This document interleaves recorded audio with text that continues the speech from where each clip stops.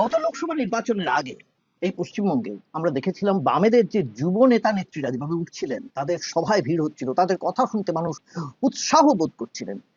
তখন মনে হয়েছিল বামেরা কোথাও বোধহয় একটা ইনরোডস তৈরি করছে, ঢুকবে তারা এবারে। মানে বিশেষ করে তাদের যে ভোট ব্যাংকে ফাটল হয়েছিল তা খানিকটা জুড়ে যাবে। কিন্তু এই যে সম্প্রতি কালীগঞ্জ বিধানসভায় উপনির্বাচন হয়ে গেল, সেখানে কিন্তু সমস্ত হিসেবটা গুলিয়ে যাচ্ছে। এবার কি সত্যি বামেদের শেষ অবস্থা? পশ্চিমবঙ্গে তারা কেনই কিছু করে উঠতে পারছে না? তারা কেন করে উঠতে পারছে না নিশ্চয়ই তারা বিশ্লেষণ করবে, ব্যাখ্যা করবে, ভাববে। কিন্তু যারা সাধারণ মানুষ, আম জনতা কেন তাদের দিকে যাচ্ছে না, এই ব্যাপারটা একটু আলোচনা করা যাক। দেখুন, বাংলা ত্রিপুরায় মানে সারা দেশের মধ্যে এখন আর তারা ক্ষমতায় নেই, তারা কিন্তু ছিল দীর্ঘদিন। আছে শুধু কেরালায়, সেখানেও বিধানসভা উপনির্বাচনে জিতেছে কংগ্রেস।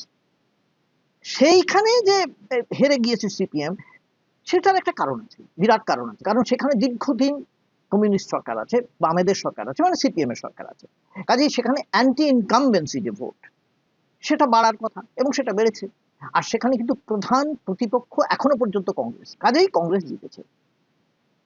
এবং এই যে সরকার বিরোধী মনোভাব, সেটা কোথায় দেখা যায়? যেখানে সরকার আছে, যাদের সরকার আছে তাদের সরকারের বিরুদ্ধে। যেমন এইখানে পশ্চিমবঙ্গে তৃণমূল সরকারের বিরুদ্ধে একটা অ্যান্টি ইনকামবেন্সি ওয়েভ অনেকেই ফিল করছেন, বুঝছেন। কিন্তু সেখানে বামেরা কিচ্ছু করে উঠতে পারছে না।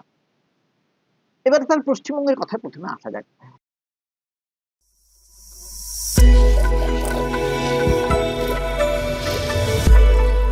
নমস্কার, আমি গৌতম বন্দ্যোপাধ্যায়, আর আপনারা দেখছেন গৌতম ব্যানার্জি অফিসিয়াল। যারা আমার চ্যানেল দেখছেন তাদের প্রত্যেকের কাছে আমি কৃতজ্ঞ। অনেকে বলেছেন যে কেন আমি বারবার আপনাদের এই কথাটা বলি। আমি খুবই আপ্লুত এটা শুনে। কিন্তু আমি বলি যে বলি একটাই কারণে, যাতে আমার ভিউয়ারশিপটা বাড়ে। আপনারা সাবস্ক্রাইব করলে, শেয়ার করলে এবং নোটিফিকেশনটা অন করে রাখলে আমার কিন্তু এই চ্যানেলটা তত্তর করে এগিয়ে যাবে। আর যেটা বলছিলাম, পশ্চিমবঙ্গে যে এই কালীগঞ্জ বিধানসভা উপনির্বাচনে সেখানে 50,000-এর বেশি ভোটে জিতেছেন তৃণমূল প্রার্থী। বিজেপি দ্বিতীয় স্থানে, সিপিএম সমর্থিত কংগ্রেস তৃতীয় স্থান। বিজেপি প্রথম থেকে বলে আসছিল তারা এই ভোটে জিততে পারবে না, কারণ এই কেন্দ্রে মুসলিম ভোটার অনেক বেশি। তবে হিন্দু ভোটারদের সিংহভাগ তারা পাবে, এবং গত ভোটের চেয়ে কতখানি বেশি ভোট তারা পাবে তার একটা হিসেব করে তারা পরবর্তী যে ভোট, মানে 26-এর যে বিধানসভা ভোট, সেই হিসেবটা করবে। তো তাদের হিসেব অনুযায়ী তারা কিন্তু ঠিক পথে এগোচ্ছে। তাদের বক্তব্য, এই ভোটে দেখা যাচ্ছে হিন্দু ভোটের সিংহভাগ তাদের দখলে গিয়েছে। তৃণমূল অবশ্য তাদের হিসেব মানতে রাজি নয়, কারণ তাদের রাজনীতির বাধ্যবাধকতা আছে। কিন্তু তারা না রাজি হলেও সত্যের এলাও সহজে সহজে না নিলে কি করে পারবেন? নিতে তো হবে।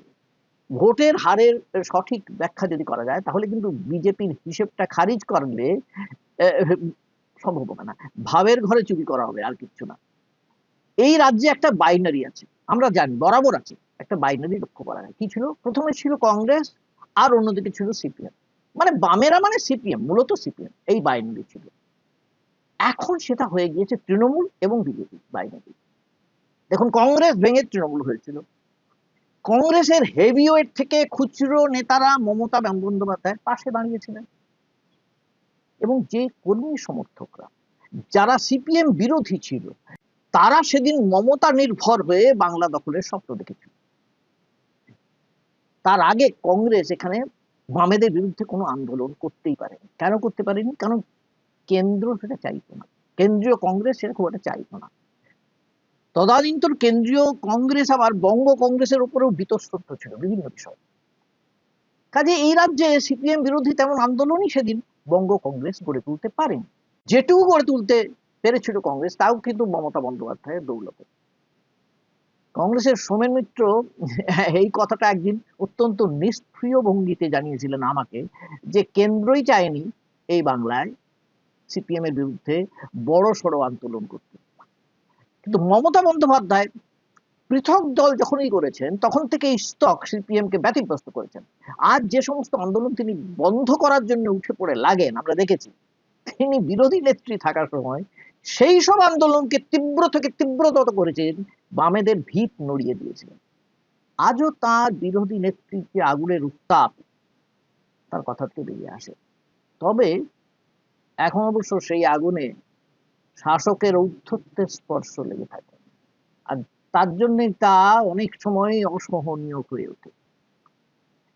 সিপিএম বিরোধী শক্তি তার সঙ্গে জোট বাঁধলেও মমতা বা তৃণমূল বিরোধী যে শক্তি পশ্চিমবঙ্গে, তারা কিন্তু আর সিপিএম এ যুক্ত হলো না। সেই শক্তিটা কোথায় গেল? যোগ দিল বিজেপির সঙ্গে। কেন কেন এটা হলো? আসলে 3 দশকের বেশি রাজত্ব করার পর সিপিএম বাংলায় অপ্রাসঙ্গিক হয়ে গেল। তার প্রথম কারণ ছিল অ্যান্টি ইনকামবেন্সি, ভীষণভাবে অ্যান্টি ইনকামবেন্সি। দীর্ঘদিন তারা শাসন করেছে, তারপরে বহুবিধ তাদের বিরুদ্ধে অভিযোগ, সে সমস্ত জড়ো হচ্ছিল, তা যাকে বলা হয় তার বিস্ফোরণ ঘটল। তাছাড়া আরো কিছু কারণ আছে। সেই কারণের মধ্যে দুটো কারণ খুব ইম্পর্টেন্ট, খুব জরুরি। প্রথমত, তৃণমূলের মেজো সেজো বা আরো খুচরো নেতাদের যে চোখ রাঙানি বা অত্যাচারের অভিযোগ এলো, মানে সিপিএম এর কর্মী সমর্থকদের উপরে, তারপরেও আলিমুদ্দিন এই সিপিএম কর্মী বা সমর্থকদের কোনো সুরক্ষা দিতে পারে। কাউকে দেখা যায়নি গিয়ে সেখানে গিয়ে পড়ে আছেন যে না এটা করা চলবে না, আমি নিজের জীবন দিয়ে দেবো, জান প্রাণ দিয়ে দেবো। যার আদর্শ হচ্ছে বিপ্লবের, তারা তো সম্পূর্ণ একটা যাকে বলে অবৈপ্লবিক পথে হাঁটতে শুরু করলো। তো তারা টিকবে কি করে? মমতা বিরোধী যে জনগণ, তারা তখন ভাবলো সিপিএম এর চেয়ে বিজেপি ভালো। সিপিএম যতই সংগঠনের বড়াই করুক, দেখা গেল যতদিন সরকার ছিল ততদিন খুব সংগঠন, পরিস্থিতি যখনই প্রতিকূল হয়ে গেল তখন এর দেখা মিলল না। আর সেই অভাবটা পূরণ করলো বিজেপি। আসলে বিজেপি করে না, করেছিল আরএসএস, তলায় তলায় তলায় তলায় করছিল। এই সেখানে কিন্তু একটা আদর্শের লড়াই, সেই আদর্শটা তারা বুঝিয়েছে যে হিন্দু তাস হচ্ছে একমাত্র তাস। এইটা ধরে ফেললো বিজেপি। দ্বিতীয় কারণটা এই হিন্দু তাস। বিজেপি হিন্দু ঝড়ে বাংলাকে ভাসিয়ে দিতে চেয়েছে। এখন দেখুন, সাধারণ মানুষ কমিউনিস্ট আদর্শ নিয়ে অত মাথা ব্যথা ঘামায় না। বিশেষ করে এই যে কমিউনিস্ট আদর্শ যাদের বলা হয়, সব মনে করা হয় যেন আমদানি বিদেশ থেকে, আমাদের দেশীয় নয়। এটাও একটা সিপিএম এর একটা ডিফেক্ট, ত্রুটি, ভীষণ ডিফেক্ট। এই দেশের মানুষ, বিশেষ করে বাংলার মানুষ, অল্প খেয়ে পরে হাতে অল্প টাকা পেয়ে মোবাইল রিচার্জ করলেই খুব খুশি। আর এই দাবির অধিকাংশই পূরণ করে দিয়েছেন মমতা, কাজে সিপিএম কে দরকার নেই। অন্যদিকে বিজেপি কি বুঝিয়েছে? বিজেপি বোঝাচ্ছে যে হিন্দু ভোট যদি তাদের দিকে যায়, তারা বঙ্গের আসন উদ্ধার করবে, শুধু না বঙ্গের যত হিন্দু তাদের উদ্ধার করবে, আর কোনো চিন্তাই থাকবে না। হিন্দু নাগরিকদের পোয়া 12 হবে। কি করে হবে? গুজরাটে কি হয়েছে, উত্তরপ্রদেশে কি হয়েছে, বাকি সমস্ত জায়গায় যেখানে বিজেপি আছে, মহারাষ্ট্রে কি হয়েছে, মানে হিন্দুদের কতখানি পোয়া 12 হয়েছে, তার কোনো হিসেব পরিসংখ্যান কিচ্ছু নেই। আমাদের দেশে 25 কোটি মুসলিম, কজনকে বাইরে পাঠানো গিয়েছে, পাঠাবেন কি করে? অত সোজা? ইউনাইটেড নেশনস আছে, রাষ্ট্রপুঞ্জ ছাড়বে? ছাড়বে না। আর আমাদের দেশে যে সমস্ত নাগরিকরা আছেন, তারা মুসলিম বললেই আপনি দূর করে দেবেন, তারপরে খ্রিস্টান বলেও দূর করে দেবেন।